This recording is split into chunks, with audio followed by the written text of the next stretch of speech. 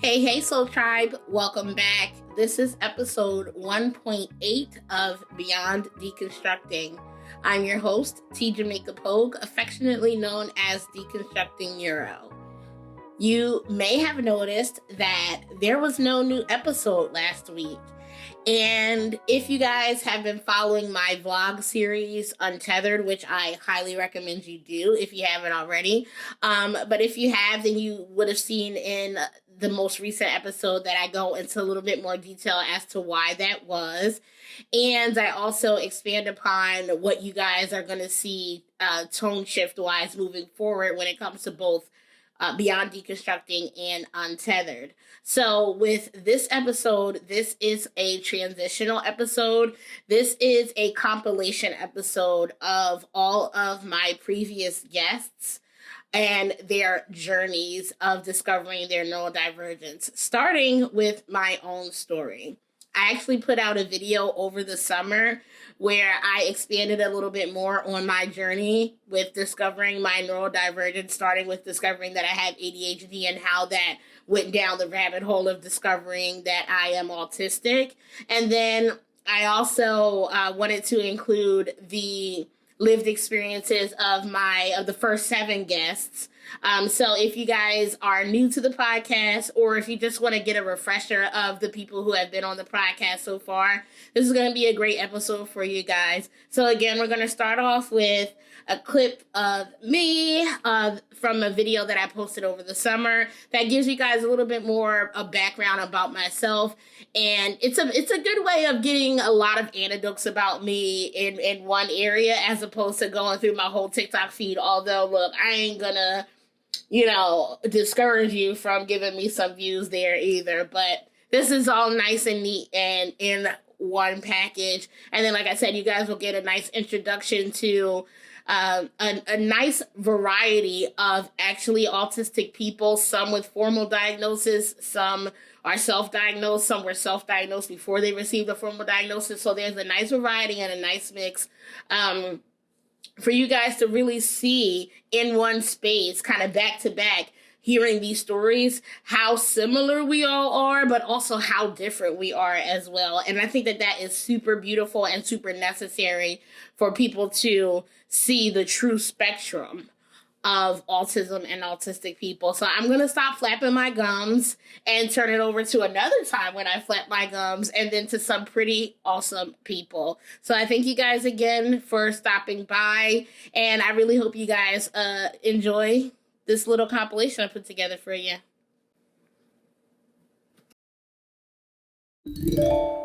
I realized that I am autistic, or at least I let myself admit it to myself about a year and a half ago, but it is something that I thought for a really long time, especially when I would be in certain social situations, and after everything I would sit and think about, like, okay, why did this go wrong? Or why did I feel like I definitely failed at this social interaction in some kind of way?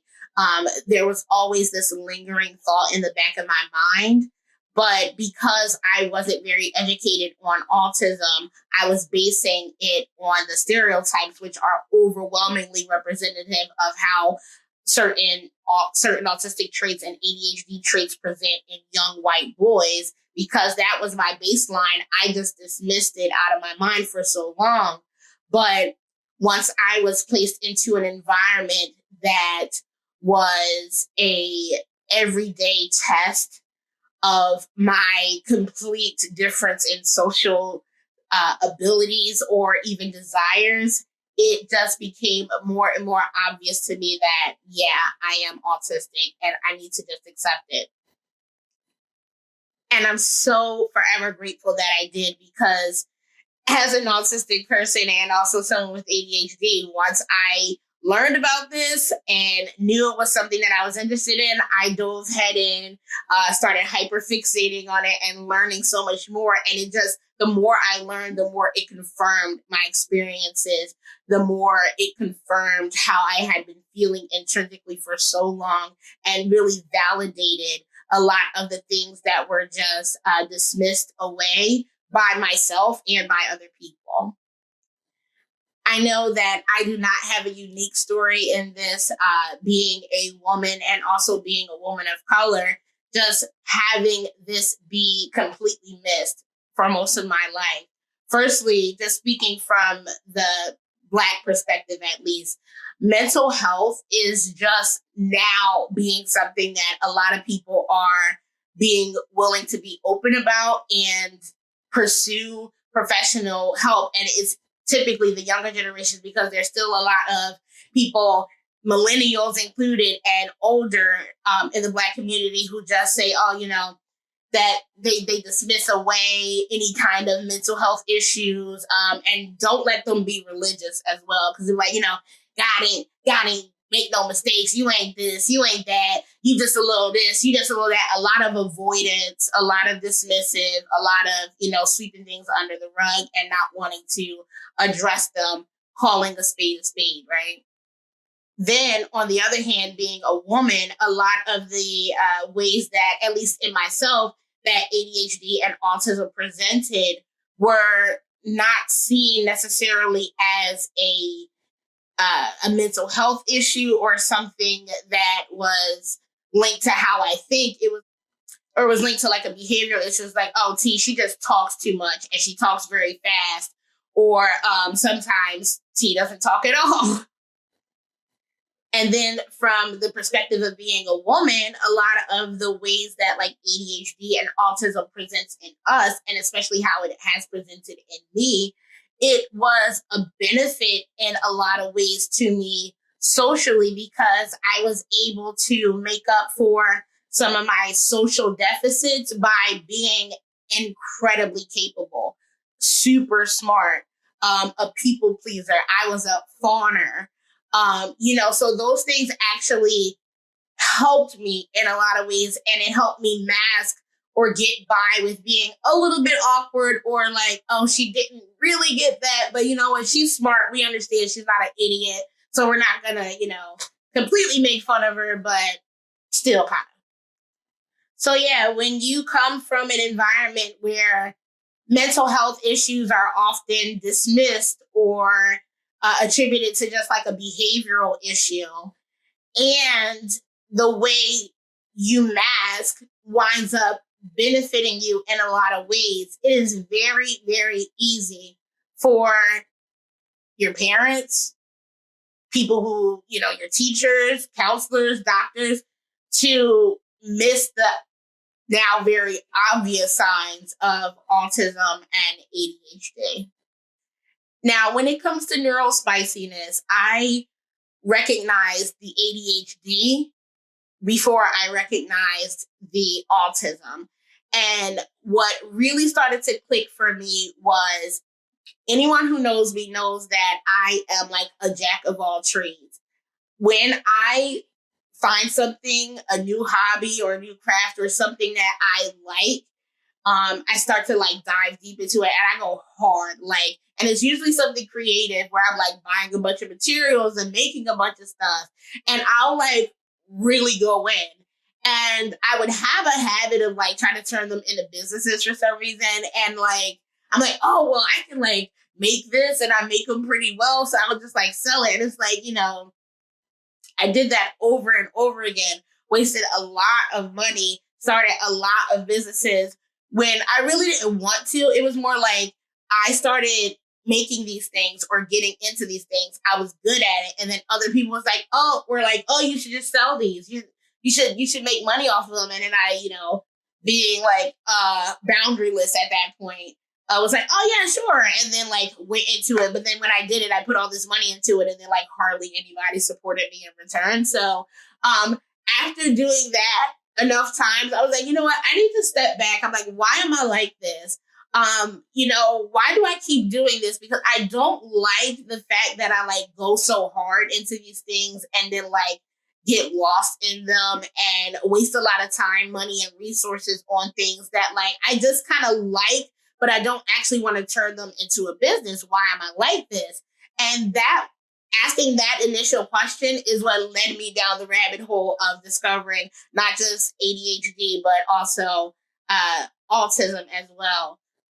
So along with hyperfixating, I also have like a constant inner monologue all the time. And when I found out that there are people who don't always have like an inner monologue going on all the time, I was like, really? Like, you guys don't like think and then like are also able to observe the fact that you're thinking? Like, this is not normal, or like most people don't do this. Like, you can literally sit there and like have no thoughts. Wow. And then I started to look into that. I'm like, oh, okay, yeah, that's also connected to ADHD, impulsivity, inability to regulate in certain regards that I won't elaborate on. But yeah, just a lot of obvious signs once I ask that initial question of why. Am I somebody who likes to start a bunch of things, get really into it, get good at it, and then all of a sudden lose interest in it? Domino effect down into, oh yeah, full-blown ADHD. And I think it's important to focus on the fact that it wasn't just that one thing. It was the catalyst that connected hundreds of dots. Because one thing that I am seeing a lot is because of the increase in awareness of and self-awareness of autism and ADHD and other neurodivergencies, a lot of people are dismissing it away as being trendy. Like, come on, who wants to be someone who struggles socially? Who would actually own up to that if it weren't true? And I don't say it as like being autistic is a bad thing, because I don't think it is. I think it's misunderstood. And that's one of the main reasons why we're even here having these discussions and future discussions. But like, I wouldn't choose to have had the experiences that I had, especially because they led to a lot of trauma responses that I have only started to unpack over the last few years, and I'm 34 years old. So no, it's not a fad. The increase numbers that you're seeing are directly related to an increase in awareness. Back to what I was saying. So when it comes to discovering my neurospiciness, so I had already understood fully, okay, now, yeah, I know I have ADHD, but there were some things that still didn't connect or still didn't click. And they were almost all social. Like, I don't really have any intellectual deficits or anything like that, but my deficits are definitely, quote unquote deficits, are definitely social. And I first started to really want to understand why I was having so many miscommunications once I started to have a very interesting relationship, one that I will not elaborate on here on YouTube or on any of my social media, more than to say that this relationship was a major catalyst and continues to be a major catalyst for me unlocking and understanding neurotypical communication, because I had so many vital and integral and huge misunderstandings within this relationship that sparked deep introspection and really was a major catalyst for a lot of my growth. I know a lot of people ask me, I've been asked this before, like, oh my goodness, how did you connect these dots? Like, what sparked this? Especially when I speak to other people who have had similar journeys of self-diagnosis, they usually say, well, yeah, my partner helped me put these pieces together. Or, this very intimate relationship that I had with this person, they really sparked this recognition in me. And I'm like, yeah, no. So mine it's a little bit different. I mean, it's similar but different. But any interpersonal relationship can serve as a mirror, because that's all we are. We are all mirrors for each other. And whenever you are in a relationship with someone else, whether it be a family, platonic, or romantic, work relationships, whatever, there's always that ability to mirror whether you're doing it consciously or subconsciously, to someone. And a lot of the times that's what's happening. Like, if you are someone like myself who's gone through and continues to go through a healing journey and has reached a point where you have a lot of self-acceptance and a lot of self-love, the way you show up in the world will mirror to other people a lot of the ways they lack, especially if they have a very strong response to you. It's usually because the way you show up is just a mirror reflecting back to them a lot of the things that either they don't want to admit or they don't want to see about themselves, or things that make them feel some kind of way. And it's not always negative. Unfortunately, right now for me, it's mostly negative, but sometimes, and I'm finding a lot, especially with my community online, it's reflecting back to people and validating them and showing them like, oh my goodness, there is someone else out there who has this experience too. And it's a mirror reflecting to them all the ways that they are starting to accept themselves. But anyway, back to the major misunderstandings. These misunderstandings led to a lot of dark night of the soul moments, a lot of just like unpacking and asking and answering the whys. Why did we have such fundamental misunderstandings when I was saying exactly what I meant? How did they not understand me? And why was I continuously, I guess, misunderstanding this person? And I understood that our communication styles were completely different. And we both speak English, but we weren't speaking the same language. I am a very literal thinker, and I'm also not manipulative with my words. So I say exactly what I mean. Even if I have to say it in a softer way, I still say exactly what I mean. And I learned that through this relationship that most people, I guess, especially in this society, in Western society at the very least, aren't very direct. They're very passive. They imply. They rely on you picking up on social cues as opposed to speaking directly. And I never really understood that. But once I understood that, a lot of things started to make sense as to why I was having misunderstandings, not just with this person, but with a lot of other people, and why people would would have weird reactions, what I thought were strange reactions to things that I would say, because I would be answering their questions literally when they didn't mean what they were actually asking. I made a TikTok not too long ago where I was able to laugh about it now, but it was a perfect example of my very literal thinking and how neurotypicals are very indirect.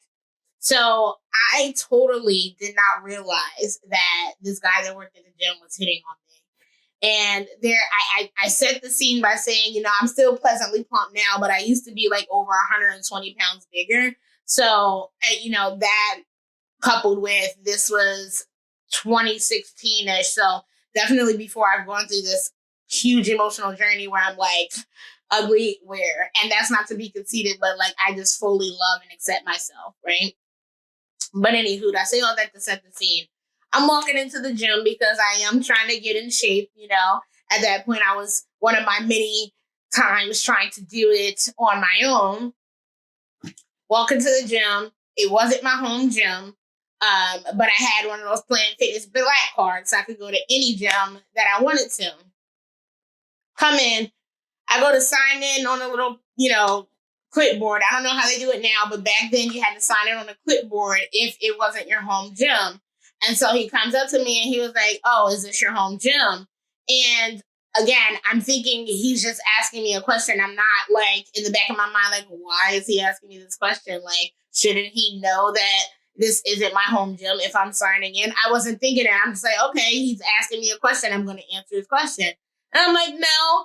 And then he proceeds to ask me some other questions, like, what, are you from around here? And again, when I say that, people are probably like, T, how did you not realize that he was flirting with you? But again, Neurospicy here.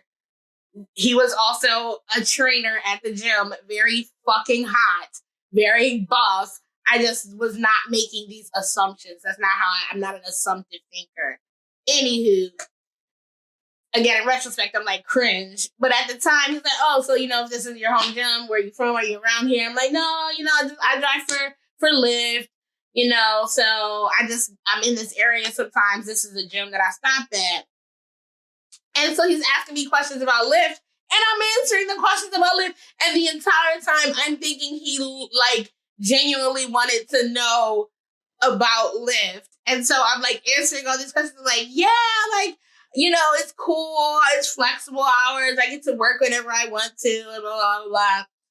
And then he's all like, yeah, like indulging that conversation. He's like, yeah, that sounds good. Maybe I might want to get into that. And so I'm like, me being a helpful person, I'm like, oh, God. I'm like, oh, would you like my referral code? Oh, God. That's when he finally had to, like, drop the fucking charade and be like, I'm not actually interested in driving for Lyft. And it finally fucking clicked for me. And I felt so embarrassed. I'm like, wow. Like, this whole time, I'm legitimately thinking, you're just talking to me because, like, I'm like, I don't know. Like, it's so weird. And that's, like, not the only time that has happened. But, like, usually, if I'm by myself and I don't have, like, a friend with me to kind of, like, point it out, like, back then, it was just, like, opportunity missed. That's just one of the many experiences that I was able to go back and deconstruct from this new reframed, point of view of understanding that I am autistic. Not that I'm like dumb or like that I just am naive, but because of the way that I think, I am a literal thinker and I'm not manipulative. So I don't assume that other people are the same way, or I didn't until now. It made me feel a lot more comfortable and a lot more validated. It just validated the fact that, no, I'm not this, like, insane, crazy person. I'm not just dumb and, like, things aren't just going over my head for no reason.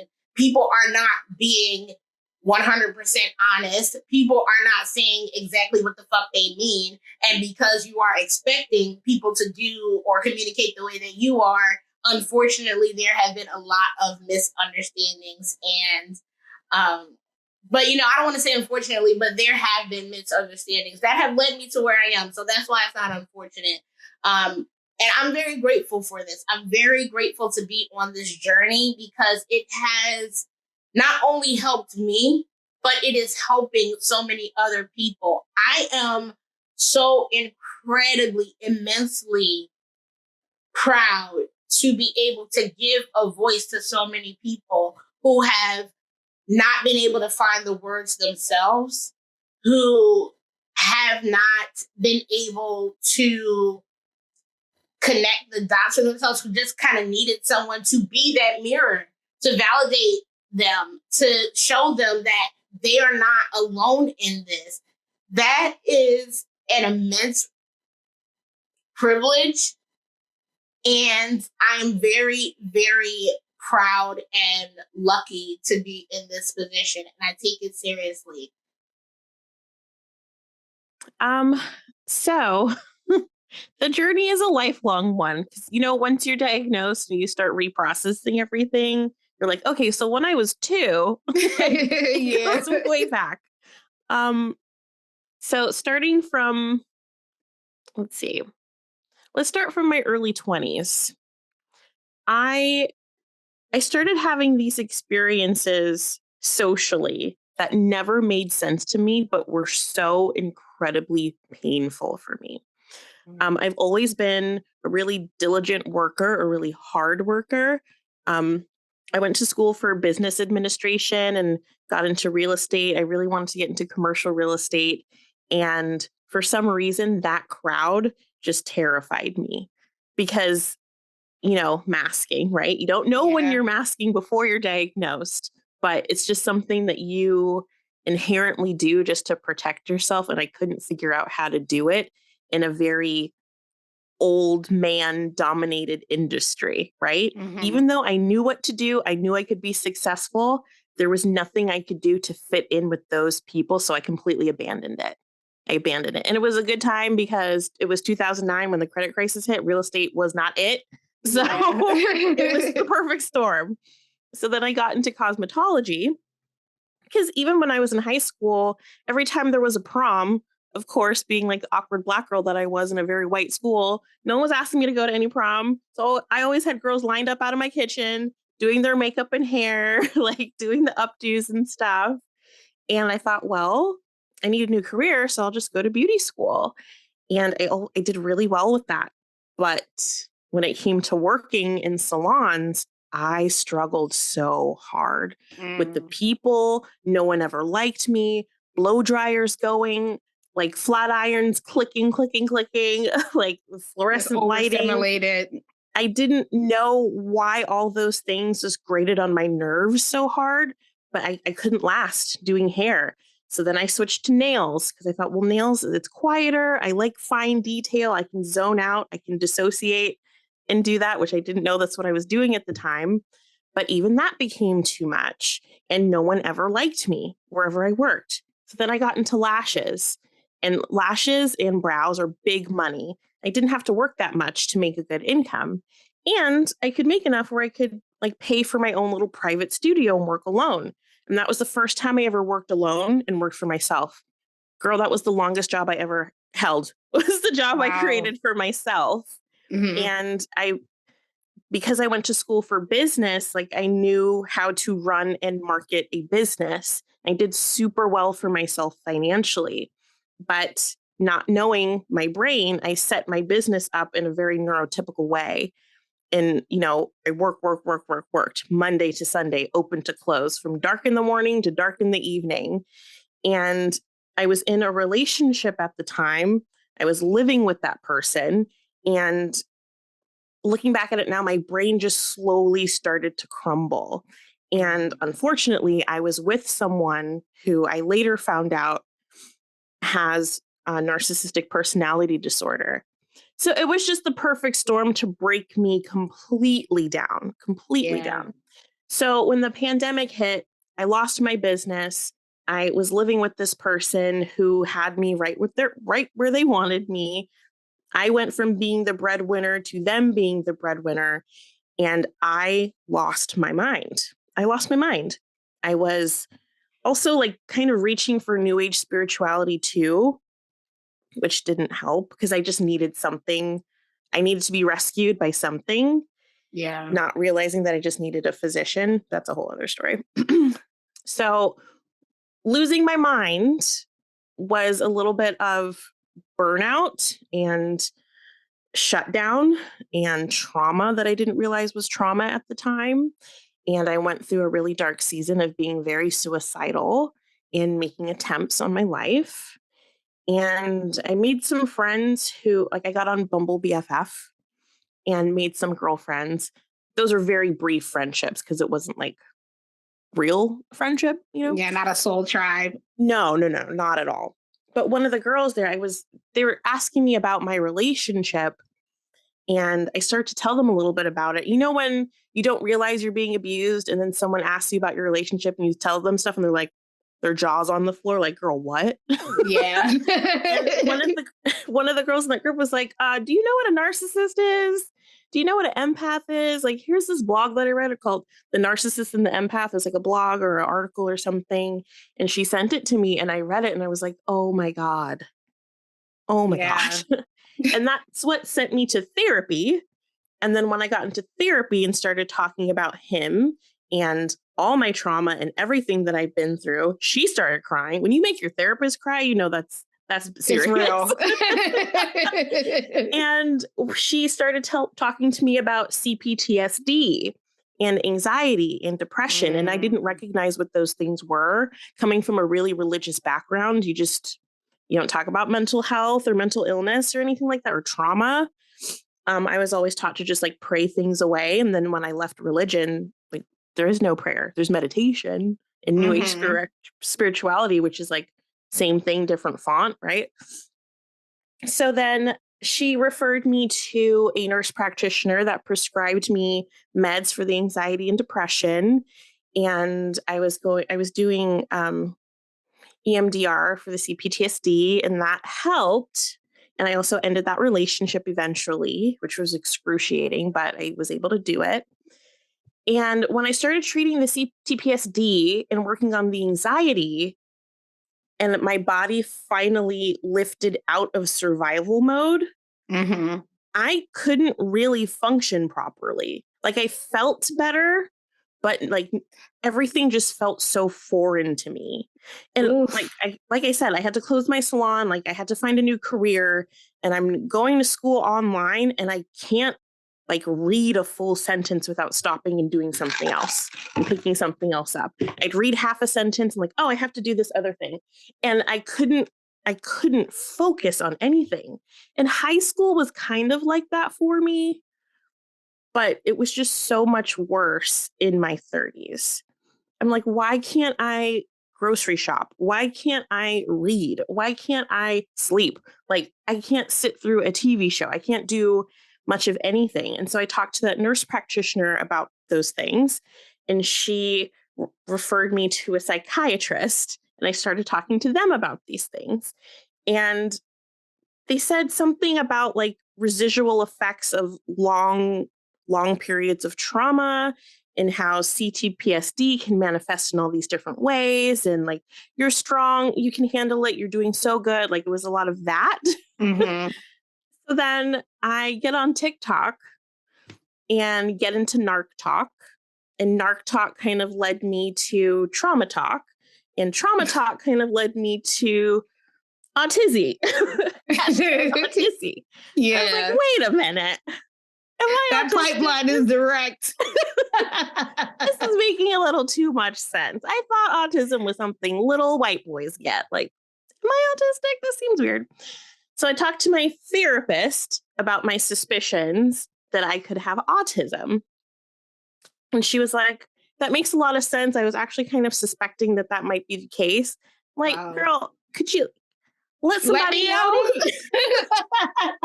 So then she referred me to the University of Washington, which has like a big autism center, mainly for kids. Like, during the time of the pandemic, they were only evaluating children. But the people there were really helpful and were able to refer me to someone like hours away that could do a full evaluation. That process was also, for me, like, I don't want to scare anyone into like not getting evaluated, but that was very scary for me. One, I don't have insurance. I didn't have insurance at the time. I still don't. So I had to really dip into my savings to pay for that. And it was a couple $1,000s. Wow. And it's like, it took several days because it's many hours. Like, each test takes like 4, 5, 6 hours to get through.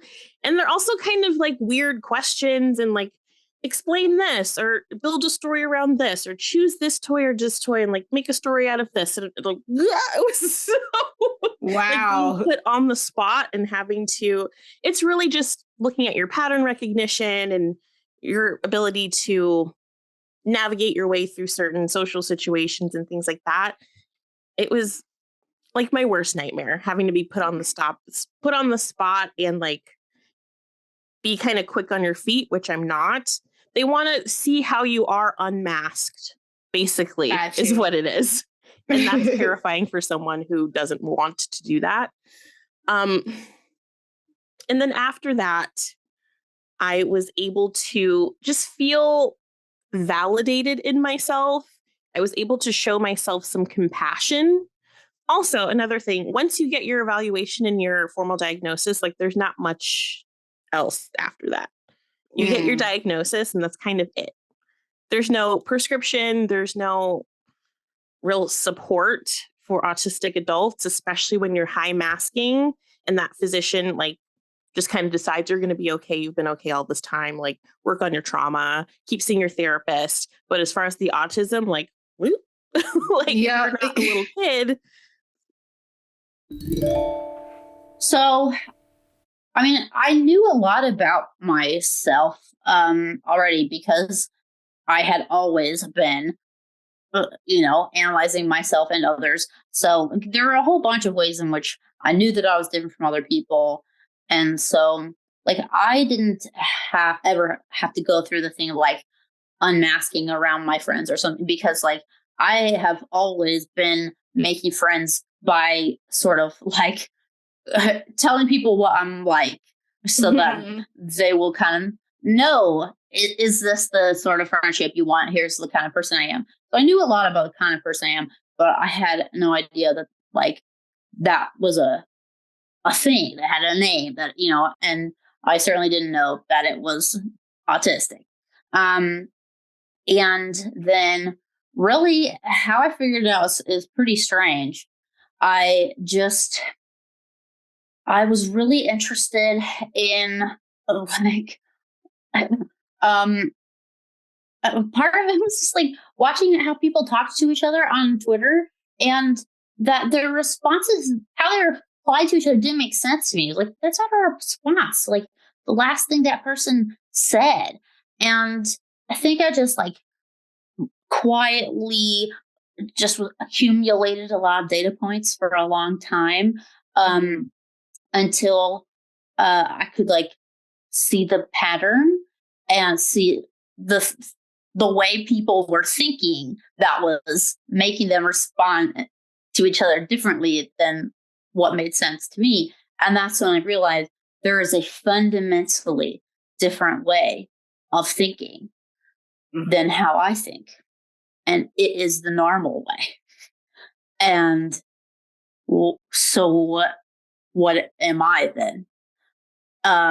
Because I did not know until then that like the way just my brain processes thoughts, and you know, that like, because it seems logical to me, but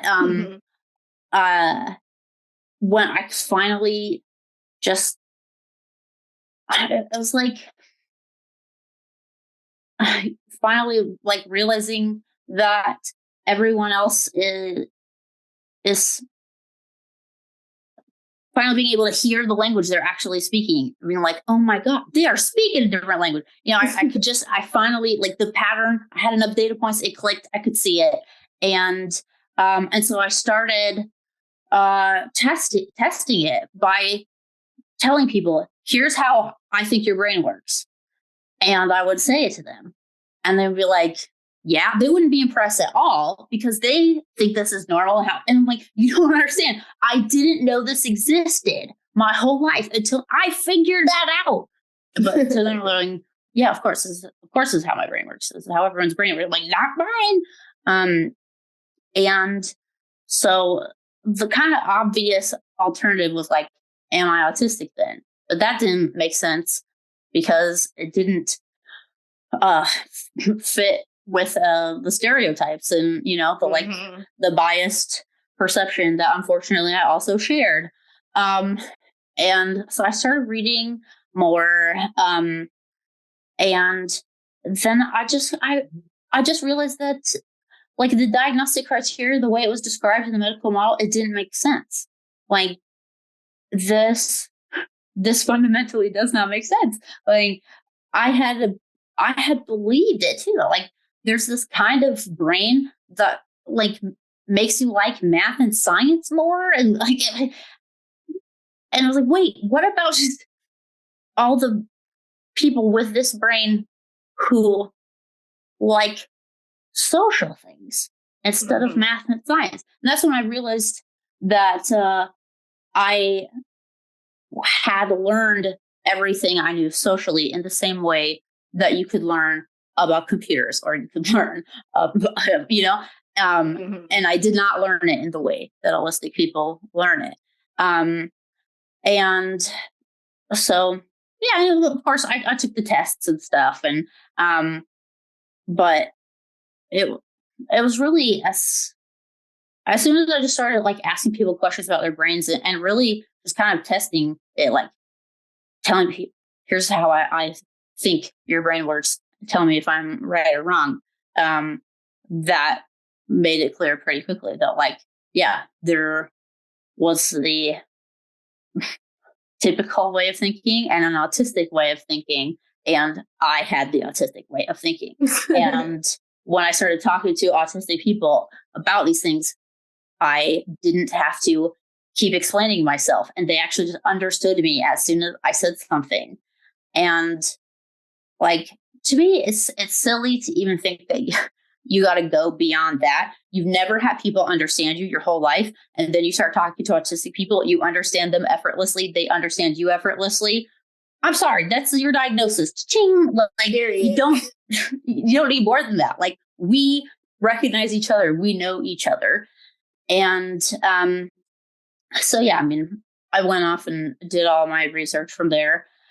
And then, well, I kind of needed to explain the things that didn't fit. And so one of the things been like, okay, these like non-speaking autistic kids, how am I the same? And then I started doing research and reading things that non-speaking people had written.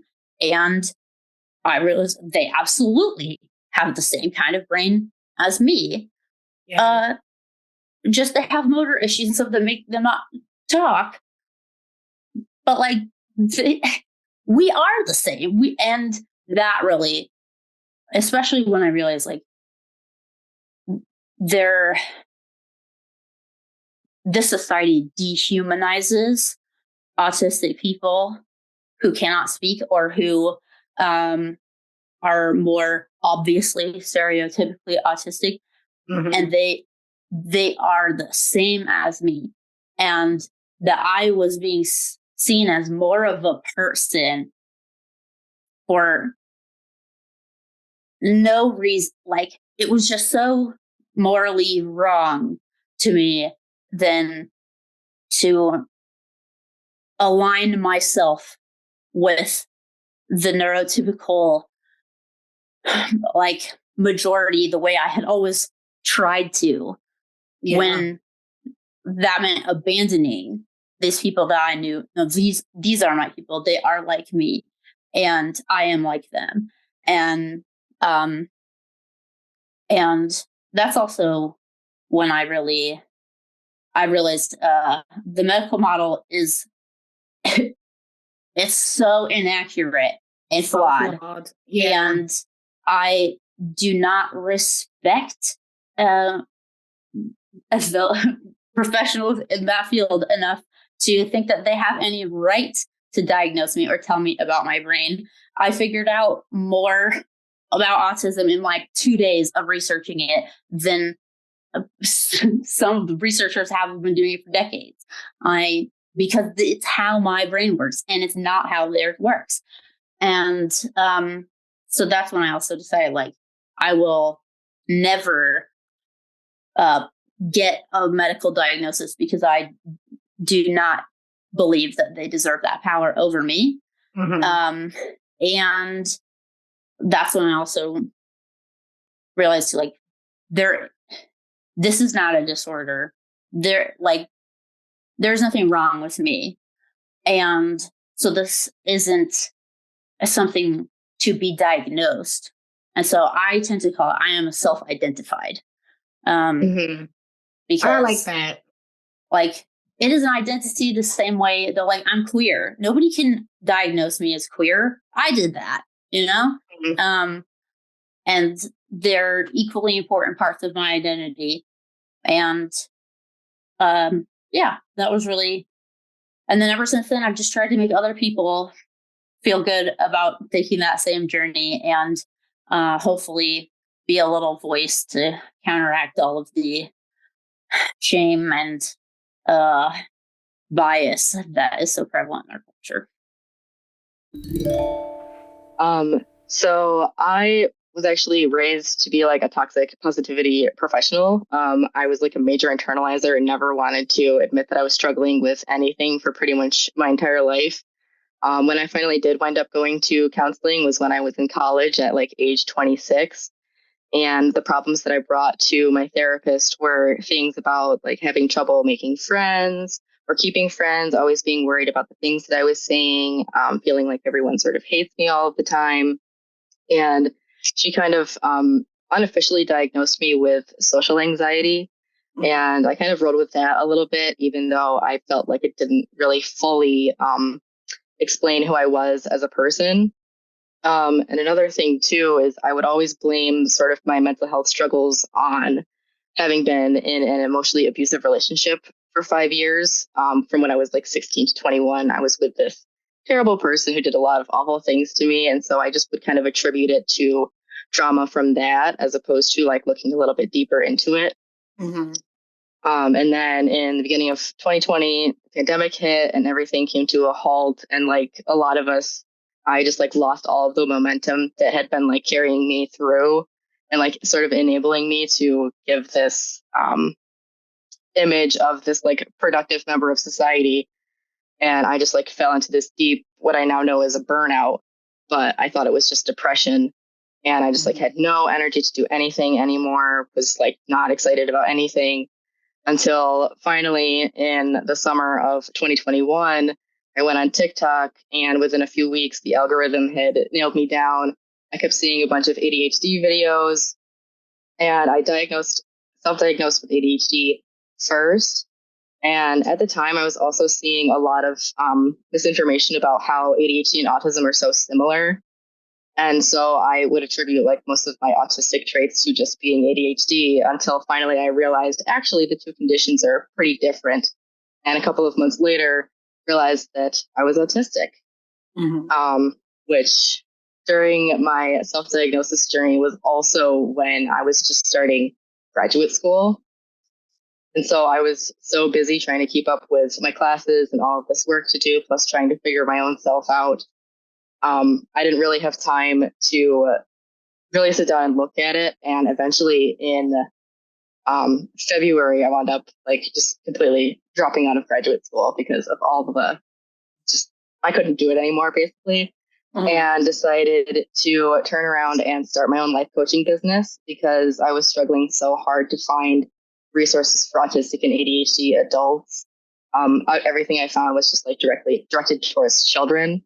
And so I figured, if no one's doing this, I might as well do it myself. And so now here I am. Yeah. So I've heard a lot of people talk about their experiences, like especially women who were like late diagnosed on TikTok. And I honestly, even with like my journey, I feel like I struggled to relate to like super high masking women, because I think I was told by my psychiatrist who diagnosed me with autism that like I should have been flagged earlier, and how autism looked in me, especially like pre-middle school, it wasn't a nuanced case whatsoever. I was very obviously like the weird kid with obsessive interests and had some very obvious sensory issues, like restrictive, repetitive behaviors. Like it was, if I was growing up now in the school system, they would flag me. Like I would have been flagged right in daycare, because I could not even be in daycare growing up, because of my autism. It was very clear from an early age that I did not function in the same way that everyone else did. And so I was misdiagnosed with borderline personality disorder when I was 17, which is unethical, by the way. You're not supposed to die. You know that. Yeah. So I was led to believe that I had this disorder that I didn't really have. And a part of me was very grateful to finally have answers. And at the same time, myself and my parents always had this inkling at the back of our heads that this wasn't the right label for me. And even now when I look back or I look at BPD TikToks and stuff like that, I don't relate to them whatsoever. Even though I supposedly met the criteria strong because I was a traumatized, emotionally dysregulated 17-year-old girl. I just don't relate to anything. I don't know, not for me. And it was never for me. And then I kind of had a crisis in like when the pandemic first started. I began developing a whole bunch of chronic health issues, and I had to drop out of my dream college. And I was struggling with chronic pain that nobody knew how to define. the doctors, it was like just an anomaly how it is often with like marginalized women. You go to the doctor and then you're left with unanswers for years and years on end. It is an absolutely horrendous, terrifying experience, especially as someone who needs answers. Like, I'm the type of person to completely obsess over, I need to have an answer, I need to have an answer. And I'm also a hypochondriac. So that was a really tough year for me. And I was under a lot of duress. And then I was diagnosed with TMJ, which we talked about a little earlier. So it's basically like stress grinding or clenching of the jaw. And it's that a lot of the time it's co-occurring with being hypermobile, which I also have and a lot of other autistic people also have. Mm-hmm. And then I was so sick that I didn't leave the house. And then once I started to integrate myself back into the outside world, I was having panic attacks just walking down the street. Like a motorcycle would come by and I would just flip out and start crying. Or I remember going down, like, there's this tunnel that went, like, I was walking down a tunnel where cars were going and it was on a busy street. And just the reverberation of the, like, cars against the tunnel, like, caused me the worst panic attack. And, like, my sensory issues are definitely one of the, like, most prominent, like, dysfunctions of my autism. And they were really, like showing its ugly head during the pandemic. Could not walk into, like, a CVS because of the fluorescence. Like, I was constantly shaking, could not even be in a park. Like, it was so, my sensory issues were so bad at one point. And it kind of, that in culmination with going back to my psychiatrist and my psychiatrist telling me, you don't meet criteria for BPD anymore, a lifelong personality disorder, which, yeah, I was like, then what the fuck is going on? Right. So I did some research and I came across Samantha Craft's list, which I'm sure the iconic resource in the community. And I was like, damn, like, this is like, this is written about me, right? And I was like, you know, I had a lot of people during that time just tell me, like, you know, what if you just have ADHD and a sensory processing disorder? Like, you don't seem autistic, blah, blah, blah, blah, blah. But, like, it was so obvious as soon as I looked back on my childhood that this was not just ADHD. And essentially, it just was like, whoa. And then all of a sudden, reading experiences from like trans and femme presenting, like, autistic people, I was like, this is me. Like, I was like, there is no way that this is not me. And so it took me like a year to get a diagnosis because the wait lists were so backed up. But I and my family invested in a diagnosis because I was kind of in a crisis. And they wanted papers on me if I was going outside, because at that time, it was very likely for me to have sensory overload in public. And I was also having a lot of, like, PTSD episodes. I also have PTSD. So I would walk down the street at home and be scared that I was going to bump into my abuser and, like, other factors. And then that in combination with my sensory issues, like, I was freaking out all the time. So I got diagnosed with PTSD and autism and ADHD and generalized anxiety disorder. And I was like, okay, this really makes sense. Like, yeah, here I am now. It's definitely been a journey. It hasn't been easy. But through that, it's funny because, I mean, we could probably talk about this too. It's like you look at your parents or other people in your family and you're like, okay, I see you. Yeah. And you haven't known about this, but yeah. Yeah. I mean, I knew and felt from when I was a young kid that I was very different from everyone else. And I actually grew up in a really secluded religious cult. And so when I came out of that, I just thought like, oh, it's just the trauma of being in the cult. And I'm just so different because I was cut off from regular society. So like all of my autistic and ADHD traits, I just attributed to trauma and my upbringing, basically. And it wasn't until let's see, in like 2020, I kind of came to this place in my healing journey where like I was able to, like, my nervous system was finally at rest. Like I was in an environment that was completely safe. I had done just years and years and years of like healing, learning how to regulate my nervous system on a regular basis. And my ADHD and autistic traits increased. They got like so much louder because they were finally safe to be louder.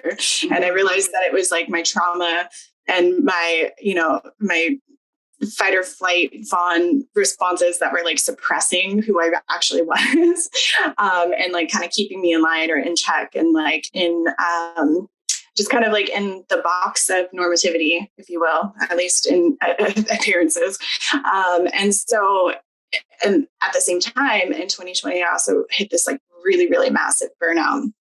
And it was really scary because I've never been in a place like that before where I didn't have like the internal resources to take care of myself in almost any way. Like the only things that I was really able to do were in relation to making money that I needed to like sustain my son and I, and providing for my son, like doing, I was able to like help him brush his teeth and take a bath and eat, but like I wasn't able to do those things for myself. And I was like very, very confused. Like, what the hell is going on with me? What's wrong with me? And so I started like just really digging into, the symptoms, the traits that I was experiencing, the symptoms of autistic burnout kind of showed up. And my dad and I haven't had a relationship like growing up, but as an adult, we've kind of reconnected, and he's autistic, and many people like on his side of the family are also autistic. And so that kind of came up like in conversation, and he was like,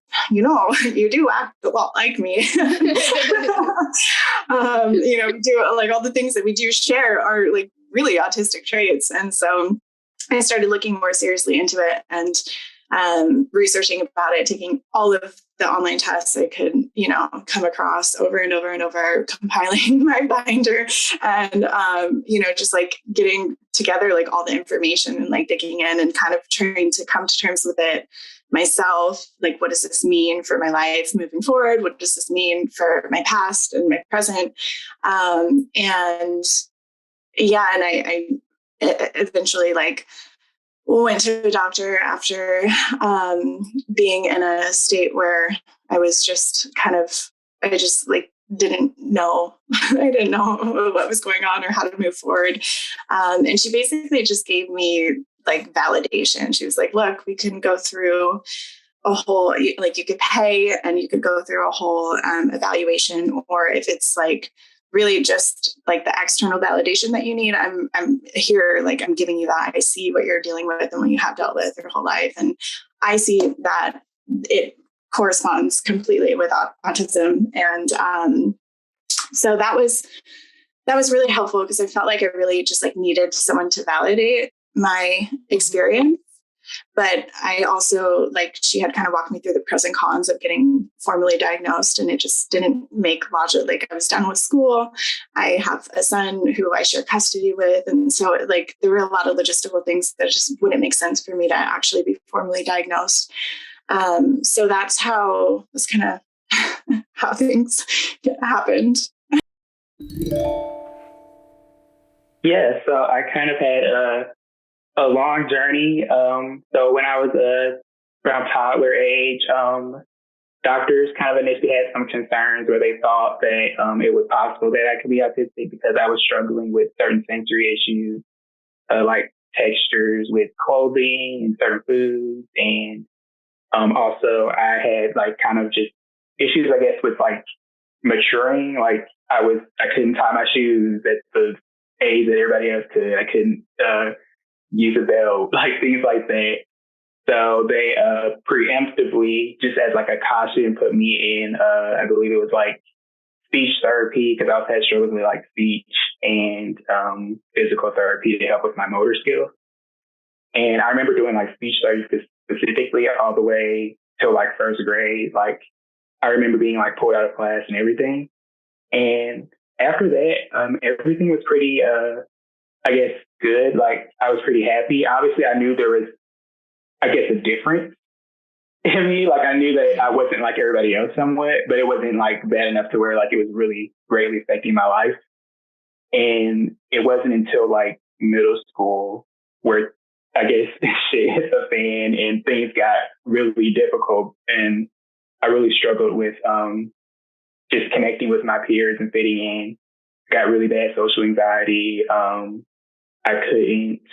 like came home from school every day crying, having panic attacks, and things that I kind of look back in retrospect were probably meltdowns. Mm-hmm. And that's kind of like the first time I started having like suicidal ideations and things like that. So my parents, of course, were really concerned.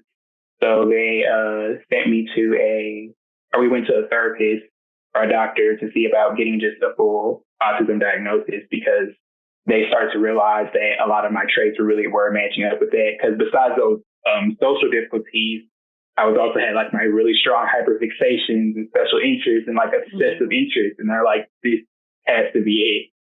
So we went to a therapist. This is when I was like 12 years old.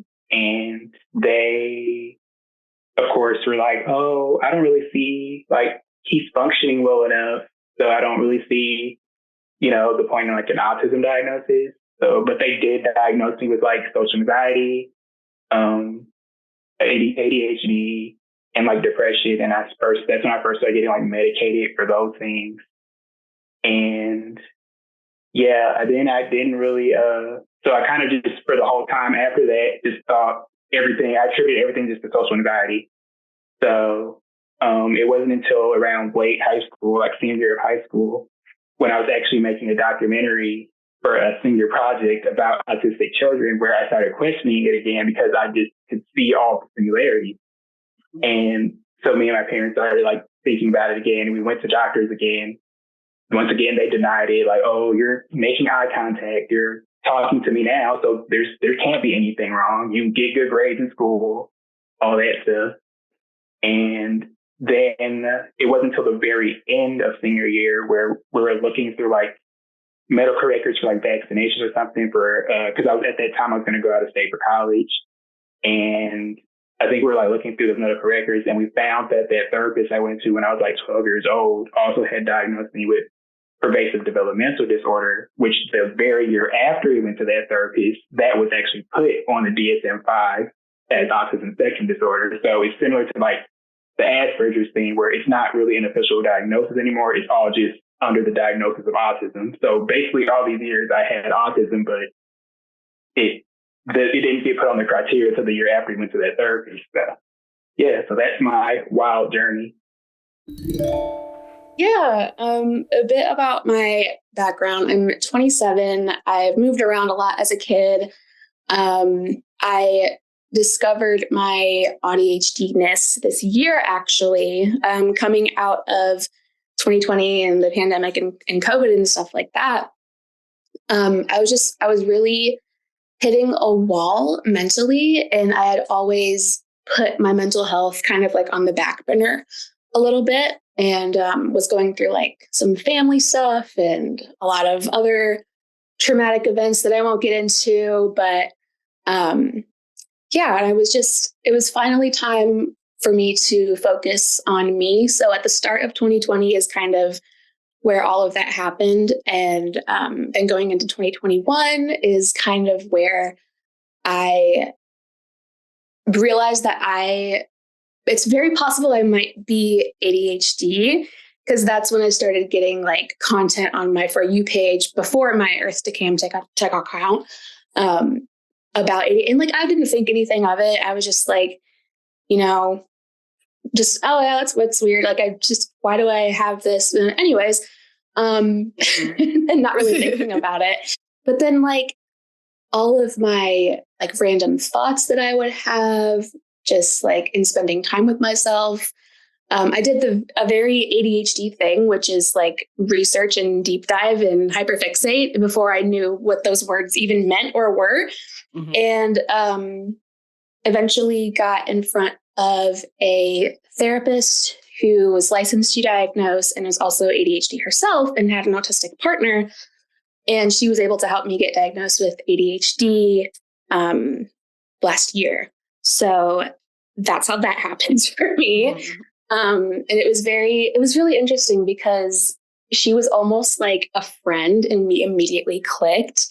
And I feel like that should have been the confirmation right then and there when we were just like immediately info dumping with each other. And it didn't even really feel like a therapy session sometimes. Like it still was very helpful. But looking back, I'm just like, man, how did you, hello? But yeah, and as of right now, I'm self-diagnosed autistic just because I've spent so much time doing my own research. And even listening to your podcast, I've heard so many different takes and perspectives on getting a professional diagnosis. And I think within the last like few months or so, I have just been comfortable with being self-diagnosed because it just seems like there's really no benefit that like I can think of, and not to like scare anyone from not getting a diagnosis. Like I know for a lot of people, it's getting that self-validation or like that stamp of approval or whatever. Mm-hmm. And for me, that was very much myself for a long time too, because I just wanted to be told that I was right, I guess. But in becoming a part of this little TikTok community, that's been the most validating thing. I've been able to be a part of a support group and just like, in addition to the research that I've done and then spending time with people who are ADHD, it's like, that's all the confirmation I need because we're right here, you know? Once again, I want to thank you guys so much for stopping by and spending a little bit of time with me today. I truly hope you enjoyed this special episode. Make sure you come back next week for a new episode with a new guest and a little bit of a change in format. Again, make sure you go over to my YouTube page and check out my most recent video in the Untethered vlog series for more in-depth background into what happened during the break and what I am going to be doing moving forward with both the vlog series and the podcast. I love you guys so much. Stay safe, stay healthy, stay happy, and stay blessed. Much love.